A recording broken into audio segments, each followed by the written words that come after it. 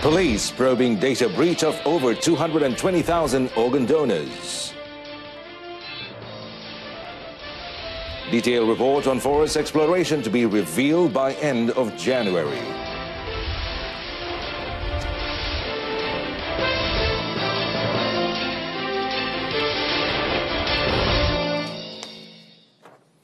Well, good evening. Thanks for joining us. You're watching the evening edition of News on 2, and I'm Mohammed AMIN Carlos.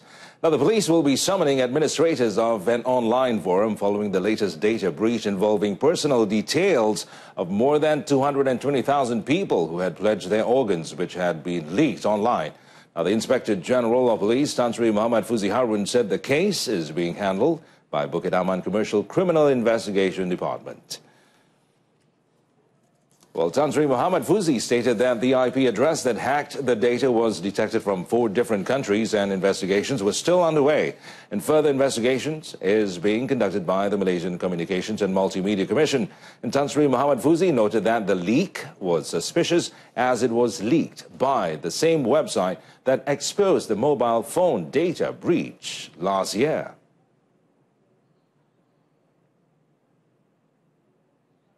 Pihak CCID Commercial Crime is handling the matter. Dia ada 200 kalau tak silap tadi keluar.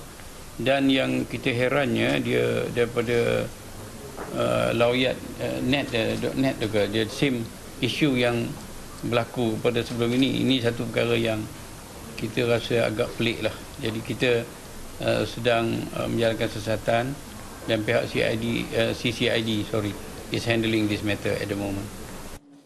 Yesterday, popular tech forum Lawyat.net revealed personal data of Malaysian organ donors registered with government hospitals and organ transplant centers.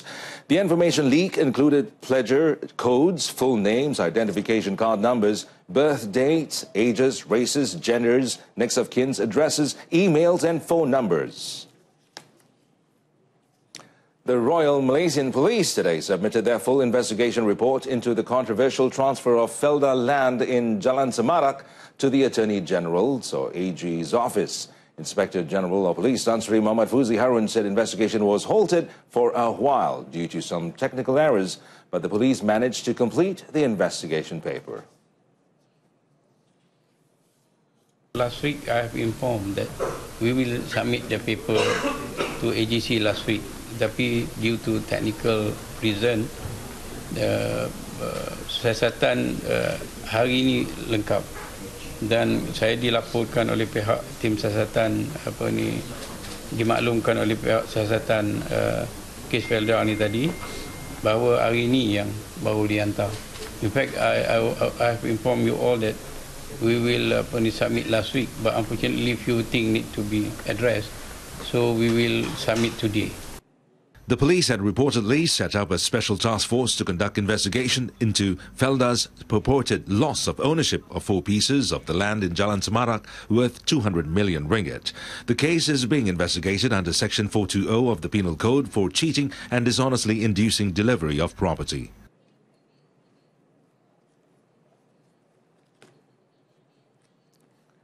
Now, the senior customs officer whose 4 cars were damaged yesterday in an arson incident at his house in Precinct 11, PUTrajaya, said among the suspected motives of the crime was long-term grudge against him. Now, the victim, Nur Azman Majini, claimed that this may be a reason based on his involvement in performing his duty in the seizure of smuggled goods. Nur Azman said his family members and him were asleep when the fire broke out. He added that they woke up when their neighbors alerted them and they managed to escape through the back door. Ugutan tak ada ugutan. Tiba-tiba kejadian yang berlaku je. Ini menunjukkan ada orang yang follow. Memang dia orang follow dan dia tahu rumah saya ni sebab rumah ni pun tiba-tiba dia diserang macam dia dah tahu lah.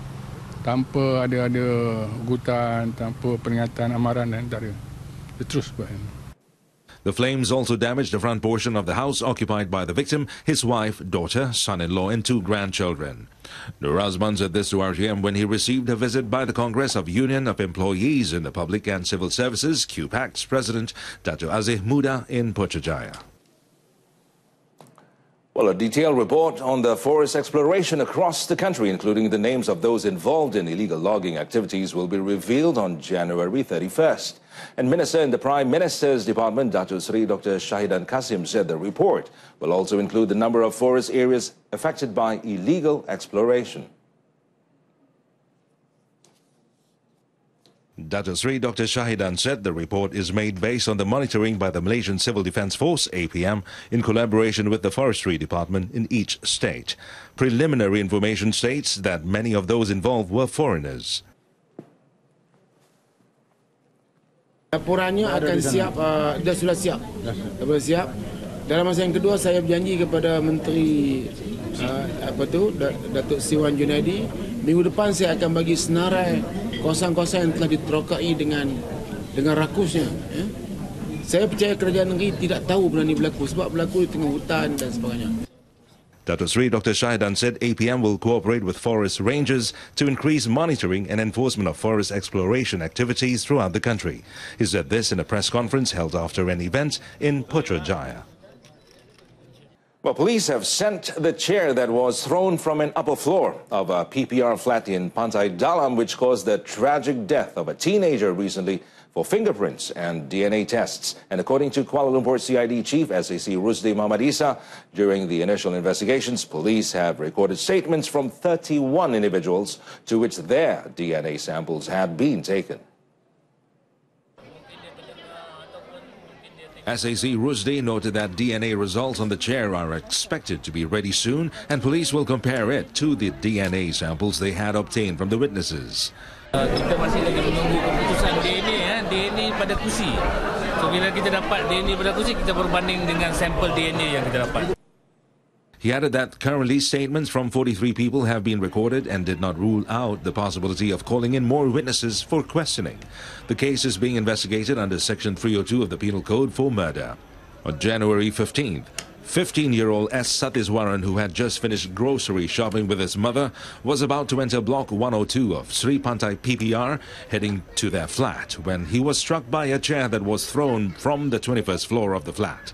The impact caused the immediate death of the Form 3 student, which was witnessed by his own mother. Well, the man who claimed to be a Singapore policeman was arrested by Perak police at a cafe last night for possession of a fake pistol and handcuffs.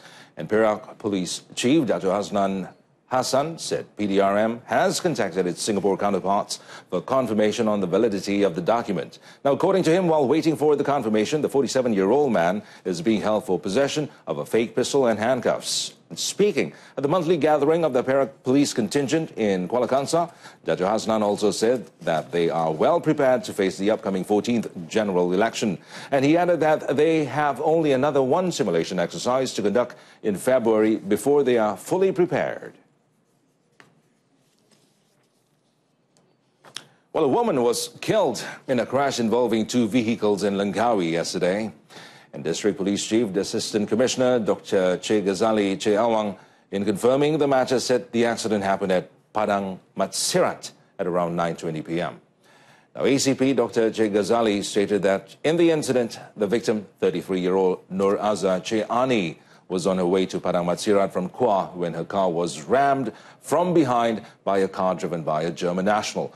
This caused the victim's vehicle to skid to the side of the road before crashing into a tree. The victim, who worked as a nurse, was sent to the Langkawi hospital but died while she was receiving treatment. The German national, who suffered severe head injuries, was also sent to Langkawi hospital for treatment. And the case is being investigated under Section 41, Subsection 1 of the Road Transport Act 1987. The Negeri Sembilan Fire and Rescue Department, JBPNS, today confirmed that candles and joss sticks were used to burn down the Thenji temple in Seremban, Negeri Sembilan at 4 a.m. on Sunday. And its director, Nur Azam Kamil, said the temple was deliberately razed after the suspect had stolen cash from the donation boxes. According to Nur Azam, the suspect was caught in the act on a closed-circuit television CCTV camera placed in the temple. Kita dapati berdasar kepada rakaman CCTV, kita mendapati ada suspek naik daripada belah tokong utama dan menunjukkan bahawa si pelaku telah membuat pembakaran dengan menggunakan colok lilin. Dengan lilin, guna colok dan lilin lah. Nur Azam said initial investigations found that one of the 2 donation boxes which were stolen had been pried open while the other was missing. He added that the suspect was arrested on Monday in front of a restaurant at Jalan Temyang, Seremban and is remanded until January 28th to facilitate investigations under Section 436 of the Penal Code. Nur Azam said this in a press conference held at the JBPNS 2018 annual parade in Seremban 2, Seremban Negeri Sembilan. Well, a passenger was severely injured when the express bus he was traveling in crashed into a trailer early this morning. And 8 other passengers also suffered minor injuries in the accident which took place at kilometer 232.1 of the North-South Highway near the Pedasalingi exit at 3:53 a.m. Now, the Negeri Sembilan Fire and Rescue Department Director Nur Azam Kamis said the bus, which had 30 Bangladeshis on board, hit the right side of the trailer, which was on the left lane. The incident, which was believed to have taken place when the bus was on its way from Johor Bahru to the South Integrated Transport Terminal in Kuala Lumpur, lost control before hitting into the trailer, which stopped at the side of the road. And firefighters from the Rembau and Alor Gajah Fire and Rescue Departments rushed to the scene after receiving a distress call. Now, all the victims are being treated at the Tuanku Jafar Hospital in Seremban, Negeri Sembilan. Well, meanwhile, in Perak, 14 people cheated death after the van they were traveling in plunged into a ravine after hitting a cow. Now, the accident occurred at kilometer 320 of the North-South Expressway at around 4 a.m. And according to the Perak Fire Department spokesperson, the passengers of the van comprised of 13 Rohingyas and 1 local man were on their way to Kuala Lumpur when the accident happened. And the department received a distress call at around 4:09 a.m. and when they arrived at the scene, all victims had been extricated from the van by the public. The local man who was the driver of the van and 1 Rohingya man suffered from broken legs while the remaining 12 passengers escaped the incident unharmed. The injured victims were later sent to Tapa Hospital for treatment.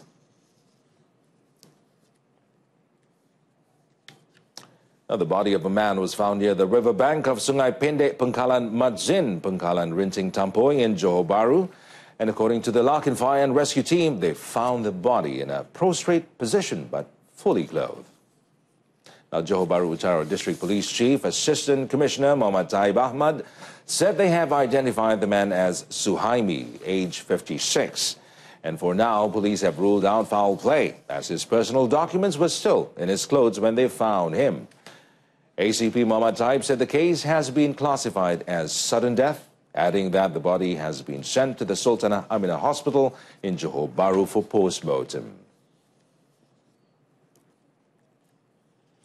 Malaysian singer Yuna Lismat Zarai, better known as Yuna, and her 33-year-old fiancé, Adam Yusof Sinclair, will be tying the knot, followed by their wedding reception on Sunday at the PUTrajaya International Convention Center, or PICC. Now, it has been reported that the 30-year-old singer will bring along her soon-to-be to live in the U.S. city of Los Angeles. And the couple is planning to apply for permanent residence to ensure they will be able to continue living and working in the land of Uncle Sam. Adam, who is the brother of actor Ashraf Sinclair and radio announcer Aisha Sinclair, is a local director who has won the Malaysia Film Festival Award for Best Short Film through his work, Sanzaru, in 2012. Yuna and Adam were engaged in August last year. But first, as usual, today being a Wednesday, let's take a look at the latest weekly fuel price effective midnight.